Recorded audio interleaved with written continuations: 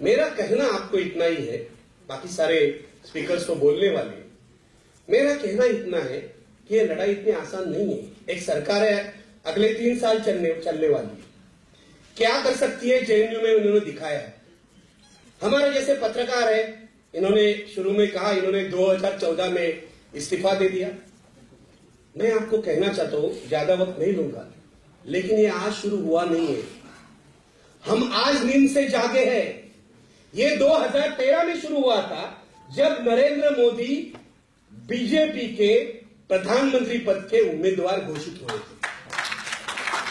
और मैंने कई बार ये कहा है मेरे भाषण में कि हम लोगों ने 2014 मई में क्यों इस्तीफा दिया। जो चैनल हम लोगों ने जीरो से खड़ा किया था, जो सारी टीम हम लोगों ने जीरो से खड़ी की थी, हमें क्यों इस्तीफा देना पड़ा?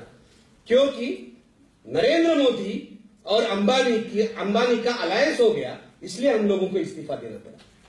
ये कोई नरेंद्र मोदी व्यक्ति नहीं है, अंबानी व्यक्ति नहीं है। क्रोनी कैपिटलिस्ट और इस टाइप के जो कम्युनल पॉलिटिशियन है, उनका अलायंस हो गया, इसलिए हम लोगों को इस्तीफा देना पड़ा। हम लोगों ने 2014 के जून में इस्तीफा दिया, मैं आपको बताना चाहता हूं।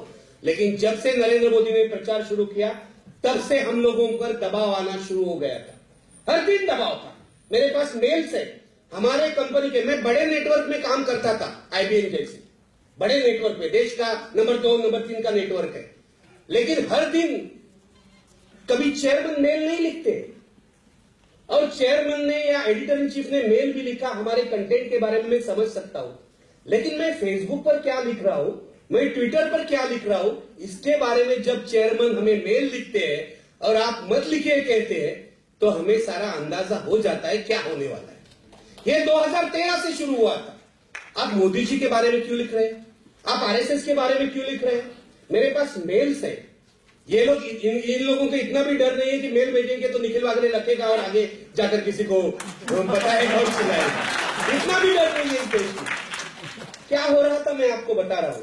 किस तरह से हम लोग जैसे जैसे लोकसभा इलेक्शन में गए, तैसे तैसे ये जो दबाव है बढ़ते गया।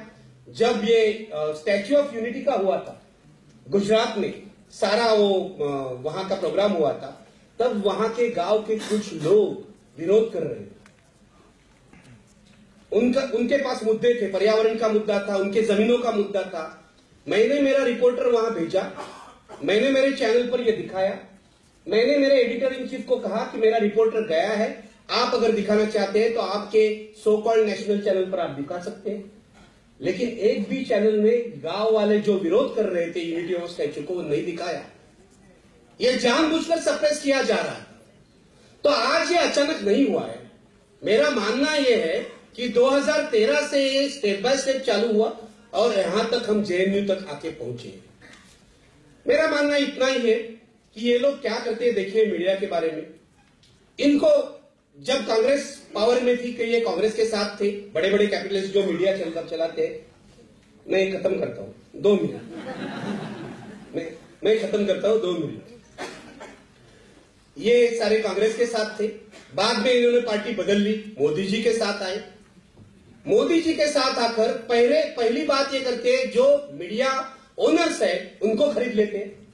आज इस देश के बहुत सारे, मैं कहता हूं मेजॉरिटी ऑफ मीडिया ओनर्स आज सत्ताधारी पार्टी के साथ है। हम मीडिया नहीं चला सकते, फ्री मीडिया नहीं चला सकते। और अगर कोई मुझे कह रहा है कि इंडिया में फ्रीडम ऑफ एक्सप्रेशन है, मुझे मालूम है, मैं एडिटर हूं, मैंने इतने साल में एडिटर हूं। यहां फ्रीडम ऑफ एक्सप्रेशन नहीं है इन ट्रू सेंस। इस देश में कन्वीनियंट फ्रीडम ऑफ एक्सप्रेशन है, कन्वीनियंट। क्योंकि मैं पूरा सच छापूंगा तो कल मेरा ओनर कहेगा, वागले जी आप घर जाइए क्योंकि हमारी गवर्नमेंट एड बंद हो रही है। वागले जी आप घर जाइए क्योंकि अमित शाह मेरे प्रोग्राम में नहीं आ रहा है। वागले जी आप घर जाइए क्योंकि मोदी जी मेरे प्रोग्राम में नहीं आ रहे। और ये जो एडिटर पर प्रेशर होता है, वो नीचे आता है रिपोर्टर पर। रिपोर्टर को भी कहा जाता है कि नहीं आप मत कहिए, आप ये न्यूज मत दीजिए, आप अभी ना कांग्रेस के खिलाफ न्यूज दीजिए। 2011 से लेकर 2014 तक हम सारे मीडिया वाले कांग्रेस के खिलाफ चिल्ला के बोल रहे थे, 2G का करप्शन बोल रहे थे, कोल माइंस का करप्शन बोल रहे थे, तब हम बड़े अच्छे थे।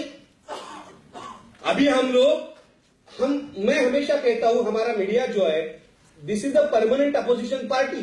अभी जब हम लोग इनके खिलाफ बोलना चाहते हैं तो लोग कहते हैं आपको बोलना नहीं चाहिए। कहां है फ्रीडम ऑफ एक्सप्रेशन? मुझे भी आजादी चाहिए।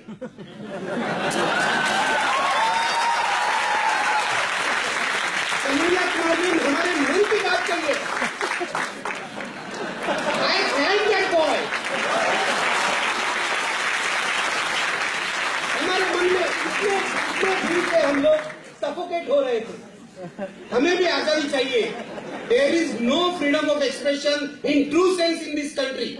अगर आपको मानना है मान लो, मुझे मालूम है क्या हो रहा है, कितना